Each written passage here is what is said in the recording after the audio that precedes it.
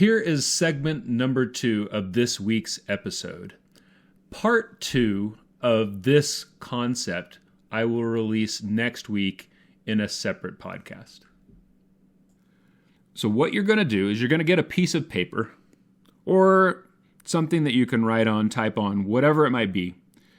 And what I want you to do is I want you to put your favorite memories. I don't care what comes to your mind. Just think about your favorite memories of life and write them all down.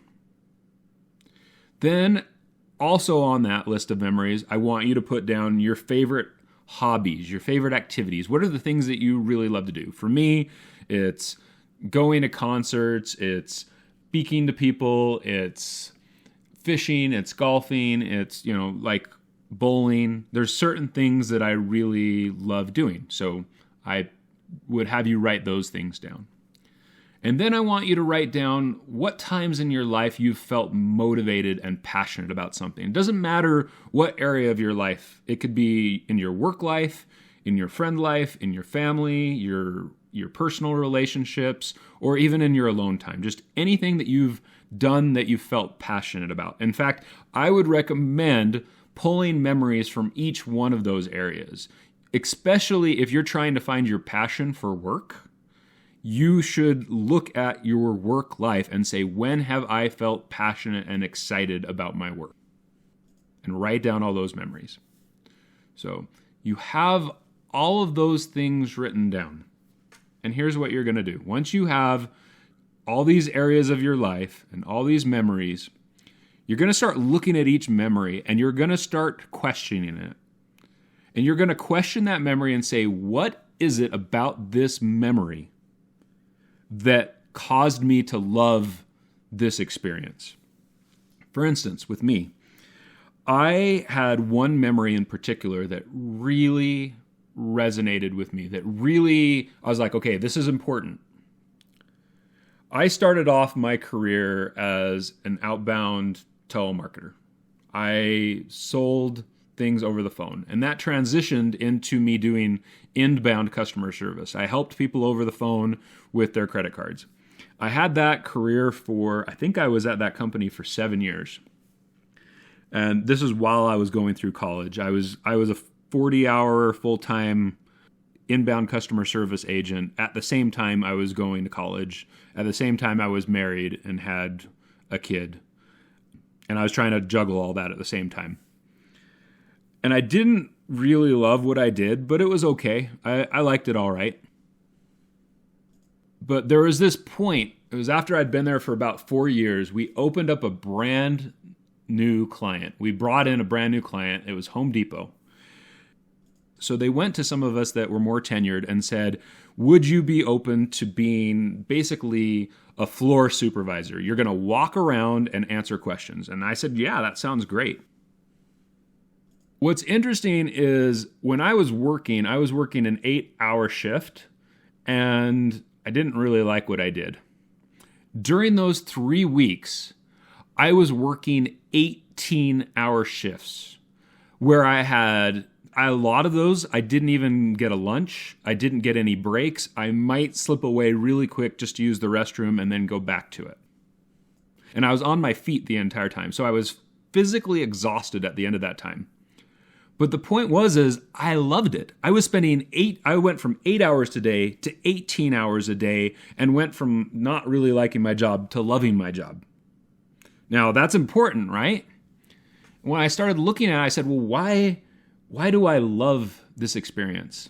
I realized that I loved that experience because I was helping people, because I was sharing information, because I was teaching people, because I felt respected, because I felt admired, because I felt appreciated. I was also doing something that was physically demanding, which I hadn't really had before. I was connecting with people. I was talking with people that I didn't really know, and I was creating relationships with those people through those interactions. I was having a little bit of learning involved. I was learning some new things that I got to turn around and share. So I started looking at that, and I went and I looked at every memory that I had, and I started kind of looking at the ingredients of each memory, just like I just did with that Home Depot experience. And what happened is when I started looking at all of my favorite activities, my favorite hobbies, my favorite memories, my times when I felt passionate, the times I felt motivated, just all of those different things of my life, the highlights of my life, I started noticing a pattern where there were certain elements at place: teaching, learning, growth, connection, sharing information with others, helping others, caring for others. There's all these different things, and I looked at it and I said, these are the things that light me up. The more of these things that are involved in something, the more likely I am to feel passionate about it. Because at the time, I didn't realize that passion required my purpose, my why for doing it. I just thought it was just about doing things that I would find excited for it. Here's the interesting thing. This is when I realized that passion comes from not only those energizers, those things that light us up, but also the reason why we do that thing. When I got into real estate for a lot of reasons. The number one reason is because it had all of these elements, all these energizers in it. I could see where all the things that lit me up inside were present in this career. And I wanted to do it because I wanted to make a difference in people's lives. I know that sentence won't resonate with all of you, but for me, it was innate, it was natural. I felt it from the moment I started, that I wanted to make a difference in people's lives. Some people would look at real estate and they would say, oh, this is a great way for me to make money. This is a great way for me to be independent, for me to be my own boss, etc. And that thought would never cross their mind. But for me, that came to my mind.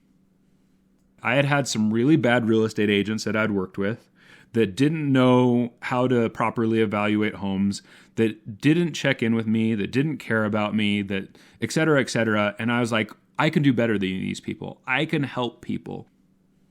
These people, I had this belief that if people just answered the phone when I called them, they would be able to tell that I cared about them, that I loved them, that I wanted what was best for them, and they would want to work with me. So I went out and I was incredibly successful.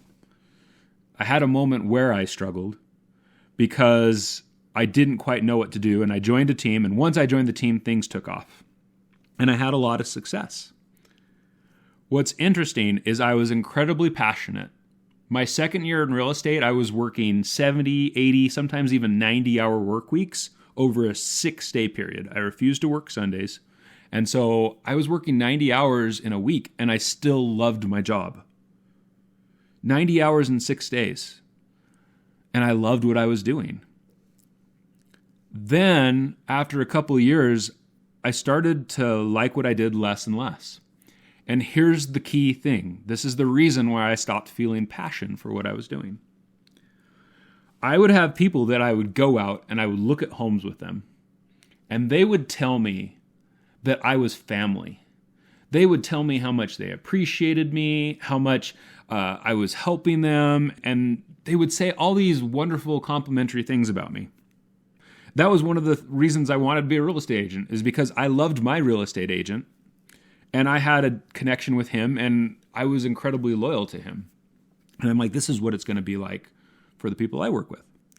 Well, what would happen is not all the time. I have some people that I haven't worked for in 12 years, and we still have great conversations to this day, even though I haven't seen them in over a decade.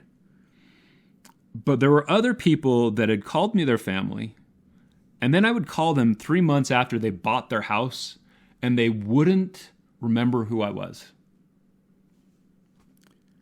That hurt me so much because I started feeling like I wasn't making a difference in their lives. I started feeling like these people didn't care and appreciate me, and I didn't have the connection that I wanted with them. And so I started to disconnect from why I was doing it. I was still doing something that had all these elements, all these energizers that lit me up. But as soon as I took away my why, my purpose, my reason for doing it, and that reason for doing it was about money, that reason for doing it was about being able to go take a trip, it didn't resonate with me in the same way, and I didn't feel the same passion for it because it wasn't as in alignment with my value system. My value system is much more keyed into helping others, loving others, appreciating others than it is about financial gain, than it is about taking incredible vacations or buying nice things or whatever. Consuming things does not light me up. It's not something that I really love doing. And so it wasn't a very strong motivator for me. Eventually what ended up happening is I realized that element was missing from my career. And over the last year and a half, 2 years, I've spent a lot of time trying to focus on why I'm helping people and how I can help people and connect with them and make a difference in their lives, even though maybe the results weren't quite what I wanted. And a lot of my passion has come back. My passion level isn't the same as when it was brand new, but there's a lot more of it because I've reconnected with why I'm doing it. And so that's the same thing with you. What I want you to do is put down all these memories, put down all these hobbies, figure out your energizers, and that's the direction you should start heading. Go start looking at careers. Go start looking at relationships, friendships, partners, and look at those things and say, how can I find someone or something that's going to have a lot of these energetic things in it?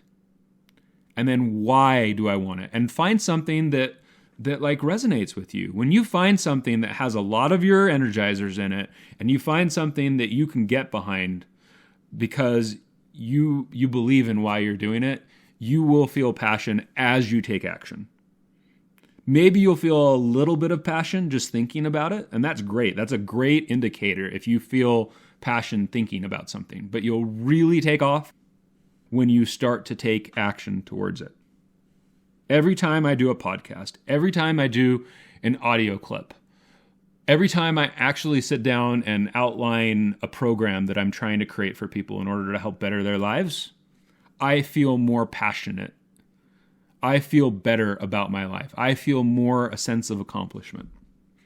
And when I don't do those things is when I start dealing with depression and sadness and feeling let down, because frankly, I'm letting myself down in those moments. If that's all you do, I believe that will get you to where you want to go, because it will give you a general career. Maybe it will give you something incredibly specific. Maybe you'll be like, this is exactly what I need to do. But it could be something as like, man, I think I want to help people. I want to be able to coach them and help them and just find ways to better their lives, like me. And so I've thought about things like therapy and different parts of therapy. I've thought about life coaching. I've thought about podcasting. I've thought about writing books. The point is I don't know for certain which one of those things is what I'm going to do. But I am in the general ballpark of where I need to go. And so now I'm taking action towards it, because I know that passion is caused by action. So it's an output, not an input. I'm taking action and I'm trying different things, and I'm going to keep trying them until I figure out what is right for me. And that's all you need, is you just need the general heading that you need to go and then start taking action. But hopefully you'll have something very specific come to you and you'll know right away. You'll say, this is my calling in life. So this is actually part one. I'm going to have a second part where I'm going to dive into this a little bit deeper. I want to show you some things that I found that have helped me design additional areas of my life. Things that have helped me to look at what I want in my relationships, both platonic and romantic. Things that I want in my alone time, etc. And you can actually take your energizers and you can dive deeper and create a life around this. This, I feel, should give you enough that you can take action. But if you want to go further and you want to try and design your life and figure out what things should be present in order to give you a really fulfilling, rich, rewarding life, then tune in for part 2, where we'll go in and we're going to talk a little bit about emotions and other things that can help you to find those key points in your life. I really appreciate you taking the time to listen this week. Every time that I get a message from somebody that tells me what they thought of my episode, that helps my life. Even if it might be something that you feel like I could do better, I can't grow if I don't know what I can work on. So I appreciate any feedback that you can give me, both positive and constructively critical. So please let me know if there is anything. And until next week, know that you are not alone.